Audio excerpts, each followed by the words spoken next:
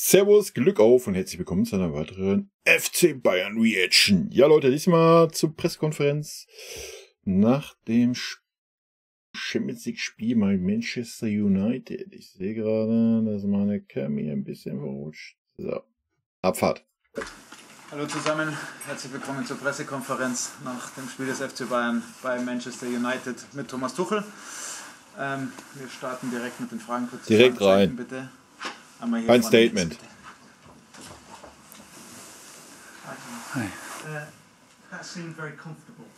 Das sah sehr bequem aus. Ja, das ist es nie im Old Trafford, aber wir haben gut gespielt. Wir haben direkt ins Spiel gefunden. Wir haben sehr gut verteidigt. Direkt ins Spiel gefunden, weiß ich nicht. Also erste Viertelstunde war schon nicht so geil, muss man sagen. Danach war es echt okay, ja. Eine Mannschaft. Wir haben keine Chancen, keine Halbchancen zugelassen. Wir mussten ein paar gefährliche Standards verteidigen. Aber wenn Sie den Eindruck hatten, dass das Spiel einfach war, dann ist es das nie. Aber ich glaube, dass wir den Sieg verdient haben. Wir hatten die Reaktion und gute Energie und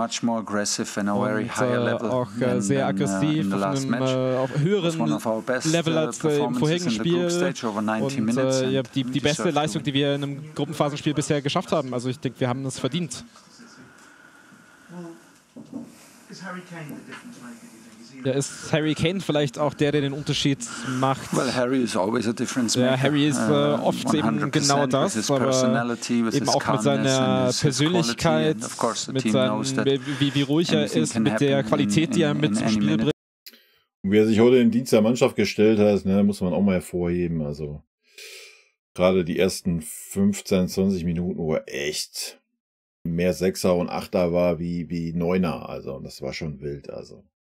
Und wenn wir gefährliche Szenen vorne hatten, wurden die halt auch wieder fast ausnahmslos von Harry Kane eingeleitet. Ne? Man weiß, dass alles immer passieren kann. Er kann immer einen Assist bringen, er kann immer selber ein Tor schießen. Er ist ein Top-Anführer in dieser Gruppe. Ich glaube, man konnte sehen, dass Manchester United eben wegen ihren Verletzungen geplagt waren. Sie haben große Spieler verletzt gehabt und deswegen hat man das, glaube ich, auch gesehen. Ja, das war gar nichts. Von Manchester Uniteds Seite war das. Man hat gesehen, sie wollten, aber da war kein Zug im Spiel, ja, nach der Pause hatten sie mal gute 5 bis 10 Minuten, wo ein bisschen mehr Zug drin war, wo sie uns mal hoch angelaufen haben und so weiter. Aber ansonsten war das mega enttäuschend. Also. Und deswegen haben wir es eben dann auch als der Erste in der Gruppe in die nächste Runde geschafft. Und jetzt wird der nächste Fokus sein, einfach Schritt für Schritt zu gehen und es gibt keinen anderen Weg. Ja, was mir ein bisschen Hoffnung macht, ist, dass wir in der Champions League meistens den Fokus haben. Ne? Gegen Galatasaray jetzt im Rückspiel, ja, war es schwierig. Das ist richtig, aber ansonsten haben wir schon, ja, Kopenhagen haben wir wenigstens noch die Kurve gekriegt. Haben wir auf jeden Fall mehr Fokus wie in der Liga bisher.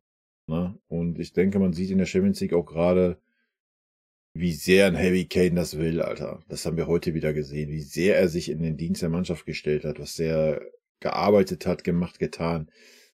Das ist schon ein Riesenfaktor, denke ich. Also, ich glaube nicht, dass wir da nochmal so ein Villarreal erleben werden. Das kann ich mir nicht vorstellen. Dafür ist, glaube ich, dann so ein Harry Kane dann auch zu sehr Führungsspieler, dass er da irgendwie dann die Fresse halten würde. Das hat man heute auch so ein bisschen gesehen, denke ich. Ja, die große Schwachstelle, die wir haben wir heute auch teilweise gesehen, ist die 6. Und ja, der Kimmich muss da weg. Sorry, Josh. Ich hoffe, wir verpflichten 6er in der Winterpause, dann ist wirklich noch alles möglich. Sollten wir weiterhin da mit Kimmich, Goretzka, dann sehe ich schwarz, was Titel anbelangt, die Saison. Was gar nichts persönlich gegen die beiden ist, Goretzka hat es auch gut gemacht heute, auch defensiv gut, aber ein Kimmich war wieder... Sorry, entweder findet er zu seiner Form, aber selbst wenn er seine Topform hat, er ist halt einfach kein Sechser. Ja. Das war heute gegen ein sehr, sehr harmloses Manchester United schon teilweise schwierig, was ein Kimmich sich da defensiv wieder erlaubt hat. Also.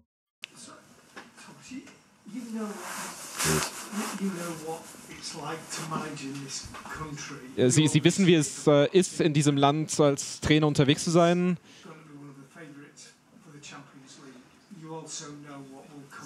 Sie wissen eben auch, was mit Erik ten Hag jetzt passieren könnte. Haben Sie dort vielleicht auch einen Vergleich mit dem anderen Trainer? Oder ist es so in dem Weg? Ja, ich fühle fast immer mit dem anderen Trainer, aber natürlich innerhalb des Turniers versuchen wir immer alles zu geben für unser eigenes Spiel. Das sind die Regeln in professionellem Sport und wir versuchen immer unser Bestes zu geben. Ich habe natürlich immer Verständnis. Ich denke, er hat viele Spieler, die natürlich gefehlt haben in einem wichtigen Spiel und das konnte man sehen und vielleicht auch die Persönlichkeiten und die Qualität und die Breite, die gefehlt hat, um ein Spiel dann auch von der Bank noch zu entscheiden. Ich glaube, das konnte man heute deutlich sehen. Es ist keine einfache Zeit, aber ich bin... Ja, das konnte man schon sehen, ne? Muss man ganz klar sagen, aber nochmal, für mich war auch ein bisschen enttäuschend, dass das Stadion einfach gar nicht geholfen hat. Oder es kam im Fernsehen einfach nicht rüber. Kann gut sein, aber am Fernsehen kam es echt nicht so rüber, als wenn nur ansatzweise mal länger wie 30 Sekunden mal Unterstützung da gewesen wäre von den Fans. War schon ein Trauerspiel eigentlich. Ich bin sicher, dass er genau weiß, was er als nächstes machen soll, wie er das Team beeindrucken kann. Er braucht da nicht meine Meinung zu und eben auch nicht ein Schulterklopfer von mir, sondern er hat diese Erfahrung, da durchzugehen. Ich hatte letzten Samstag nicht den perfekten Moment. Manchmal fühlt man sich eben alleine. So ist das eben als Trainer. Aber natürlich habe ich immer die Sympathie für meine Kollegen, weil ich natürlich auch weiß, wie schwierig es ist, so weiterzumachen.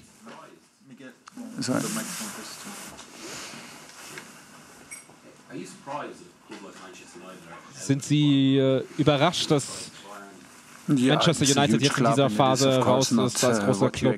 Ja, natürlich ist es ein großer Club. Es ist nicht, was man erwartet in dieser Gruppe. Man denkt natürlich, dass Manchester United das dann auch ein Challenger wäre, um die Gruppe zu gewinnen und für einen Platz in der nächsten Runde. Ja, und jetzt sind sie raus, Alter.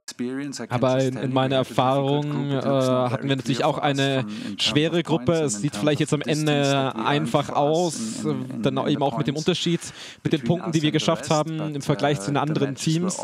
Aber die Spiele waren alle sehr eng und die Ergebnisse waren eben auch genauso eng. Die Gegner waren schwer, haben verschiedene Styles auch mitgebracht und das hat man eben auch in den Ergebnissen gesehen, dass alles möglich war, bis heute eben für Man United. Also, und ich glaube, in manchen Spielen war es vielleicht auch in einem Augenblick, dass sich alles verändert hat und sie waren sehr bequem mit der Führung in Istanbul, haben es dann davon gegeben, ähnlich auch in Kopenhagen. Das hätte ein entscheidendes Spiel sein können. Sie haben viele Punkte geholt, aber ja, es ist ein großer Club, es ist ein großes Team, es ist ein gefährliches Team, die einen immer verletzen können und deswegen bin ich natürlich froh, dass wir unsere Reaktion zeigen konnten und auch mit einem schönen Ergebnis es zeigen konnten. Deswegen sind wir auch sehr froh darüber. Damit war's. Okay, wild, das ist ja ein Quickie hier heute, aber gut, das waren jetzt auch nur Fragen Richtung Manchester United. Von daher für uns jetzt nicht wirklich relevant. Ja, Troll hat es kurz gesagt, aber war auch klar, dass er mit dem Spiel hochzufrieden ist. Ne? Das ist seine Vorstellung vom Fußball, denke ich, so ein bisschen bei uns. Viel Ballbesitz, viel Ballsicherheit. Es war auch okay, wie ich fand. Hätten wir vorne noch ein bisschen bessere Entscheidungen getroffen, hätten wir auch klarere Chancen rausgespielt. So haben wir halt nicht viele klare Chancen rausgespielt. Das muss besser werden. Bis Sonntag bin ich sehr gespannt. Und in diesem Sinne, rot-weiße Grüße gehen raus, Leute. Bleibt gesund und freut euch auf das Spiel am Sonntag. Ich denke, danach wissen wir dann wieder einen Schritt mehr, woran wir sind. Ja, dann haben wir noch Wolfsburg vor uns und dann ist zum Glück Winterpause. Und dann hoffen wir einfach mal, dass wirklich ein adäquater Rechtsverteidiger kommt, der eben im Idealfall auch Innenverteidiger spielen kann. Vielleicht noch ein Innenverteidiger, der Talent hat, der vielleicht ausgeliehen wird oder sowas. Und ein Sechser. Wir brauchen einen Sechser, Alter. Oder wir müssen endlich die Eier haben und da einen anderen Sechser hinstellen außer einen Kimmich. Das ist mein Take. Tschüssi.